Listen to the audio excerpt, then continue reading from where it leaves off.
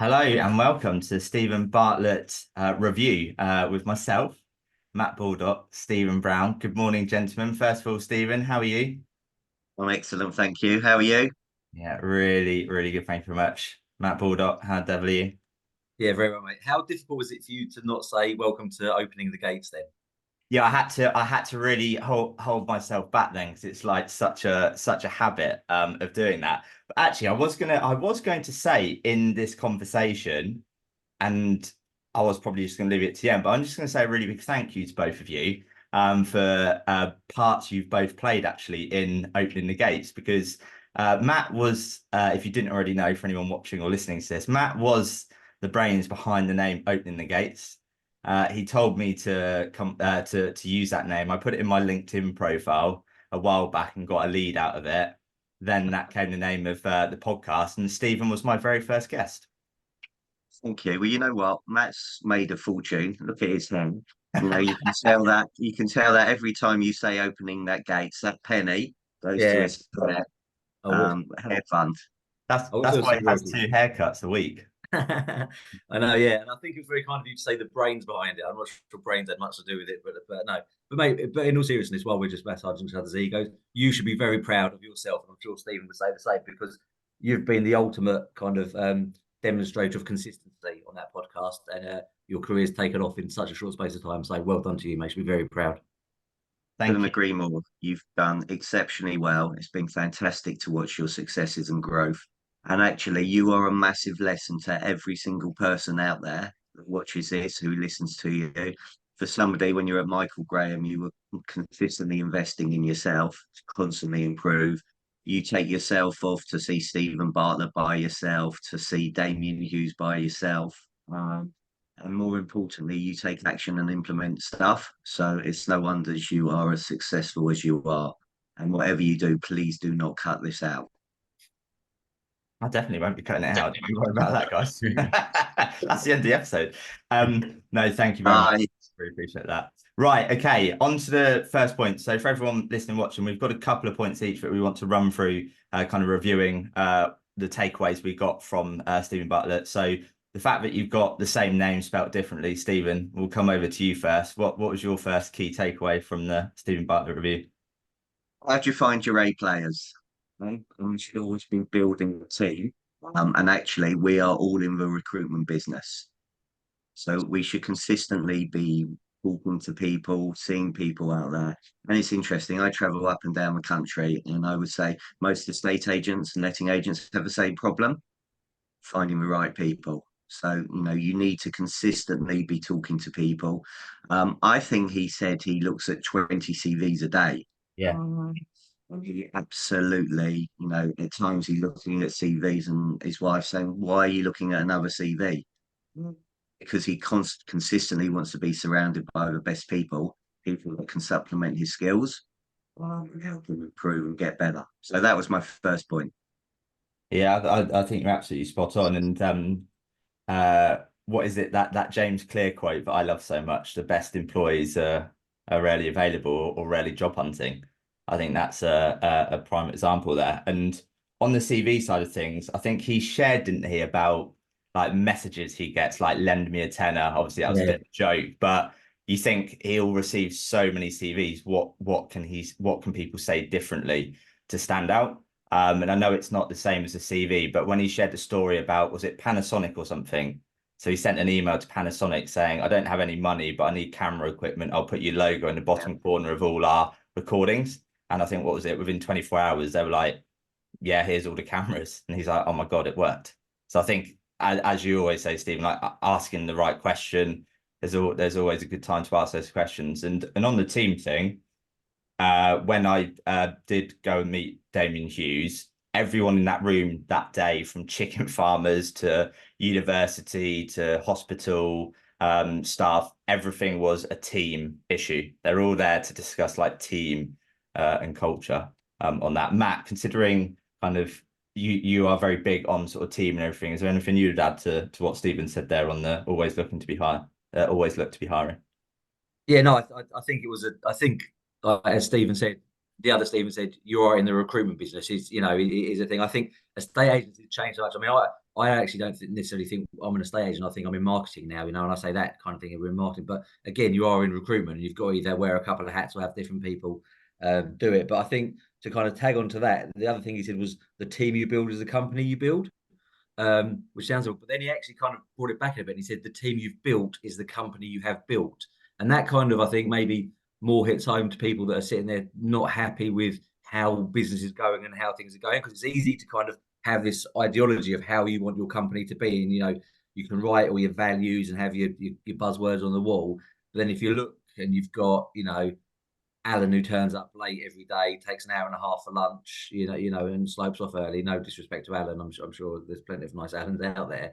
And that's the thing is, so we do that, and it is a difficult one owning a business, because we all know that the mantra to hire these A players, but sometimes think, well, I haven't got the finances to do it. But I think maybe hold strong and don't hire weaker players for the sake of hiring as such, and do really hold out, because if you want that high company culture, you've got to have the people coming into it. So I think the team you've built is the company you've built. I think that's kind of it's a bit of a sobering thought, really, because you've got to look there and say, if the company's not going where you want it to be, is it your fault for hiring the wrong people?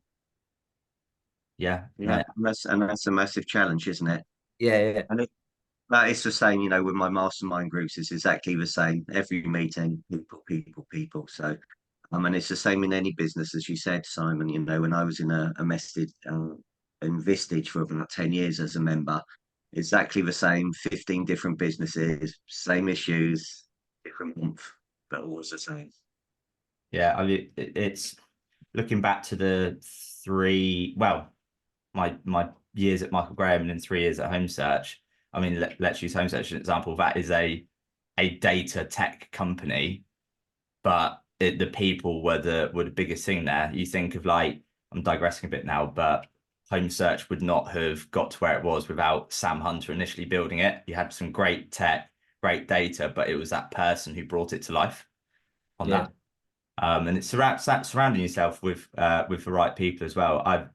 It's that sort of classic cliche, isn't it? If you're the average of the 5 people you surround yourself with, so you want to make sure you surround yourself with the right sort of people. And I think that's definitely what I've tried to do in the last half a dozen years, is seek out the people who have perhaps got to or getting where I want to be, surrounding myself with them, and that's helped move me in the direction I want to as well. So for anyone watching this who is an employee, let's say, rather than employer, it's a two-way street, isn't it? They've got to make sure they're doing the right things to move in the right direction as well.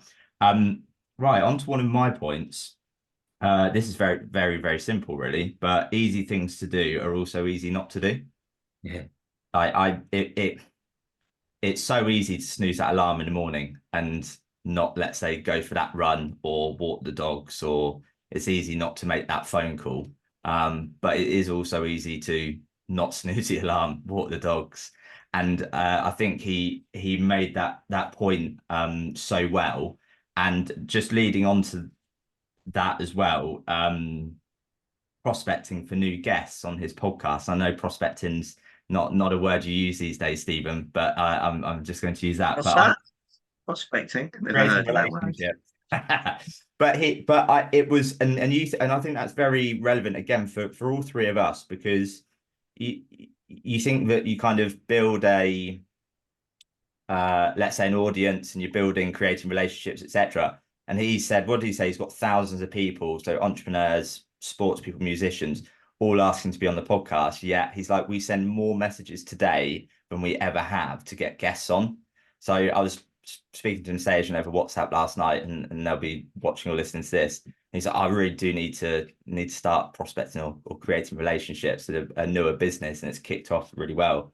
And I just said to him, the best time to prospect or create relationships is when you don't need to. And I think that's exactly what Steven Bartlett's done there to keep the momentum going. It ties into that feast or famine thing that estate agents are so famous for, right? Yeah, So Stephen will be helping people there. So, and as you say, when it's going well, keep continuing to do the work. Yeah, I know. I had the same yesterday. I was with an agent, and we're really, really busy. So good. So how's the creating relationships going? Oh, that's on the back burner. So, it's a 30-90 day rule. You're going to suffer now in June because you're not doing what you should be doing with the activities you need to be doing now. Yeah. So again, it is really, really important. As Matt said, feast or famine. And And I think just quickly kind of tying in the easy things to do and the prospecting side of things. I think sometimes in our world now it's become so easy to do things. They're so much easier to forget. So I was with a client the other day, and they're just not doing any of their Spectre letters and it is so easy to do. You literally, I mean, you can have it automated, or you wait, click two buttons, and it's gone. But I think because it's so easy to do, it's easy to say, "I'll do that bit later, do that bit later," and then it's kind of gone. So that's the bit people, as you say, you really need to make sure you're doing these little things. Yeah, 100%.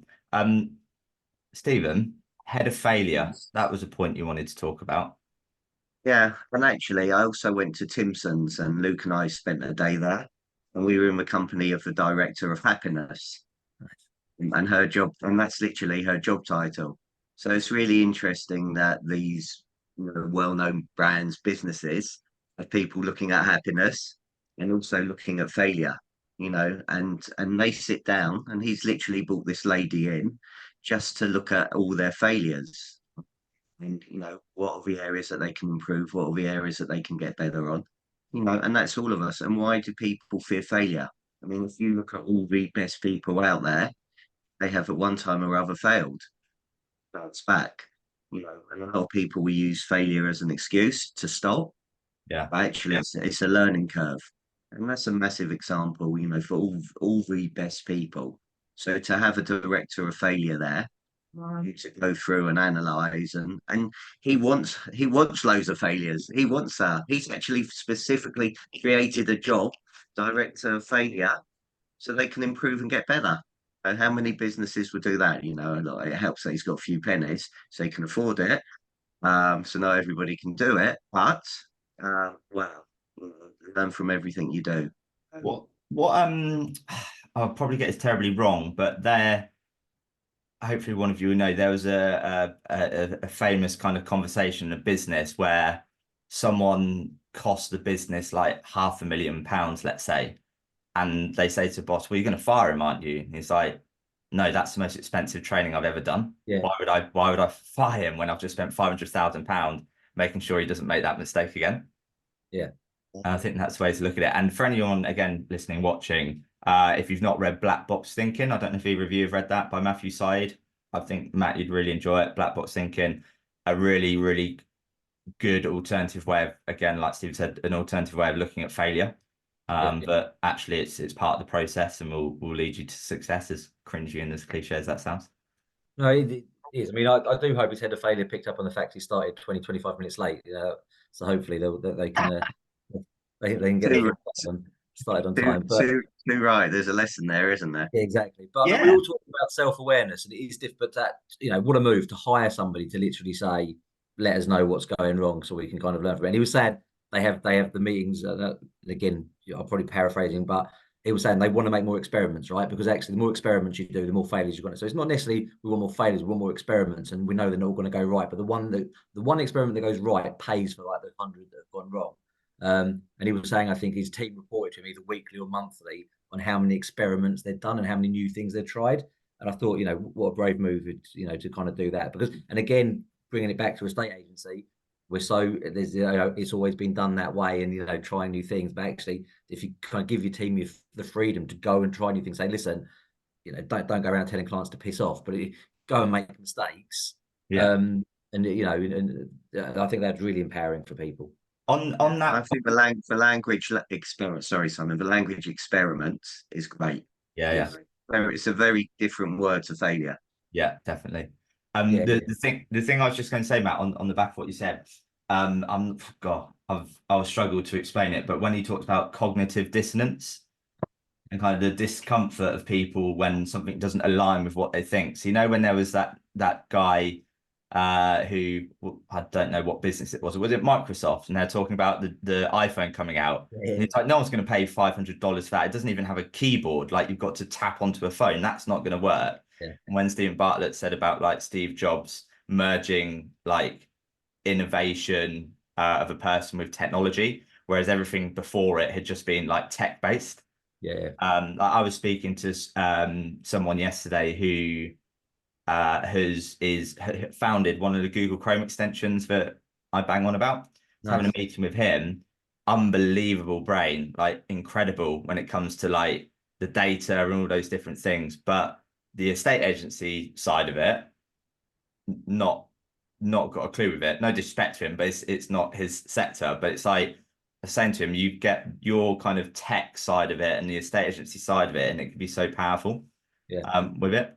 Right, moving on to the Just really quickly, sorry to jump over, just because Stephen obviously mentioned about the word experiment being the right word, and just something I learned of somebody else. I know this is about the Bartlett meeting, but just that word. So what I learned from someone else is if you go to a team member and say, oh, we're going to do something new, we're going to try something new. Again, our brains, we new means scary, right? yeah. But if you think about when you most of us were kids, most of us at school, like science was boring when you were doing like the calculations. But as soon as they went, we're going to do an experiment, you're like, yeah, I'm going to set something on fire. And so it basically said you try it. So we did that. I had a guy work for me, really good agent, but done it a long time and didn't like new. So I went to him and said, listen, I said, I want to try an experiment. And his eyes actually lit up. He went, oh, I like experiments. And I was like, right. And actually, just with your team saying, can we do an experiment as to we're going to do something new? You will find you get more buy-in is kind of I found on my sample of one, I will admit. But yeah, We got I 100. tell you what, I'm going to a training session now. I'm going to use that. Yeah. well, We I'm gonna won't talk about change. We talk about experiments, there and you I'll go. let you know. I'll give you feedback after. Yeah, good I'll stuff. give you another penny to go towards your So, hair funds. Thanks. so Stephen, when you implement that and it goes terribly wrong, we'll cut that bit out. But if it goes amazingly well, we'll keep it in and give Yeah. Matt the plaudits for it. No, I think you're both spot on in the language of Stephen, as you said earlier. Creating relationships doesn't sound scary like prospecting, and then like you said there, Matt, experimenting. Yeah, I love that. Absolutely love that. Right, I'm looking out at my garden now, and I'm thinking my back fence does actually need painting. So that's a good segue into the last bit that you wanted to touch on, Matt. What a horribly tenuous link that was. It does need painting. Yeah, that was. So again, so what Stephen Bartlett did very well was use other people's knowledge to make himself, to make good. And listen, Who he does brought that? everyone in the room. So yeah, so he gets credit. But estate agents do it like He has interviewed a few people, to be fair. he's done very well. But also, you should do that because if listen, we use Chris Watkins' blogs. The amount of agents I see using stats that I know came from Simon Gates, the amount of people I know have worked with Stephen Brown and all say the same. So that's fine. We should all be learning and using other people's knowledge. So there's not a thing with it. But the thing I liked about it, so it was called Paint the Back of the Fence. It was saying that Steve Jobs had this house got almost in the middle of nowhere, and his dad made them paint the fence. And then he took them around the back and he said, you haven't painted the back. And he was saying, well, the back of the fence face onto scrubland, no one's ever going to see it. I said, no, you still paint it. And it was, it's really doing something well, even if no one's going to see it. And then he Yeah. went on to reference Tesla and all the internal parts being beautiful. And that was maybe my biggest takeaway because I'm not sure sometimes in business we even paint the front of the fence properly. There's a lot of, oh, that'll do or that's good enough. And I thought if you can get your company to a stage where even the things that people aren't going to see are being done well, then the upfront stuff is being done. So paint the back of the fence is going to be kind of a slogan that I implement with my team. I was brought up in the corporate world where I was told it's not what you do, it's what you're seen to have done. But actually, it's also what you do that people don't see, and that for me was quite a big message. On what you've just said there, have either of you did you watch the Channel 4 Celebrity SAS with Matt Hancock last year? Bits of it, not the whole thing. So I'll probably butcher how it actually went, but the SAS guys got the contestants, if that's what they're called, to do like an assault course, and the SAS guards or whatever they are stood there watching them do burpees, press ups, sit ups, whatever. There's one location where there's no SAS members, but they're obviously being filmed. It's a TV show. So what they do is they go back into their office, the SAS guys, and they look at, did everyone do their 10 burpees or whatever? And they're like, they didn't. So they then brought them into the office and said, what do you see here? And they go, I don't know, I'm doing burpees. They go, count them. And they count them. They go absolutely crazy at them. Say, you effing didn't do the 10 burpees. And they're like, I did. And they're just showing that when you're not being watched, you fool yourself into thinking you've done the 10. So just like you're saying about paint the back fence, it's even when someone's not watching, make sure you don't skip it. And I guess that's why someone who goes to the gym and has a personal trainer does get out those extra reps, because the trainer is making them do it. Whereas if they're not there, they can get away with pretending they got to 10, for example, on that. Right, last bit. We're sort of 5 minutes towards the end now. So 1 point each from the Women in Estate Agency Conference, because Stephen suggested that we touch on that, and I'm going to go first. Okay then. Because I don't want anyone to steal my one. So yeah, there were lots of takeaways, but for me, having as Matt will agree with, I go to the opening of anything. So if there's a conference, I'll be there. So I've been to a lot of conferences, and that shift just after lunch can be really hard because people are struggling to come back into the auditorium. You know, they're a bit of a carb coma or something, and maybe some people have gone to a pub or something.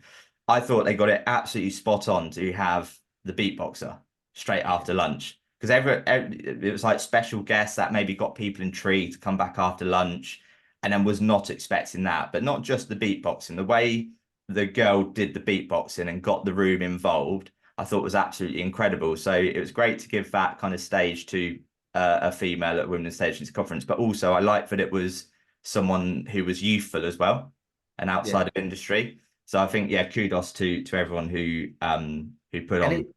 And it didn't become cringy, because sometimes with these audience participation things, you think, oh Christ, not this. But actually, it wasn't cringy. It's like it lifted everyone's energy, but it was really well done. Exactly. It was fun. Having that shift straight after lunch is a real nightmare. So to get loads of energy back in the room was a great way of doing it.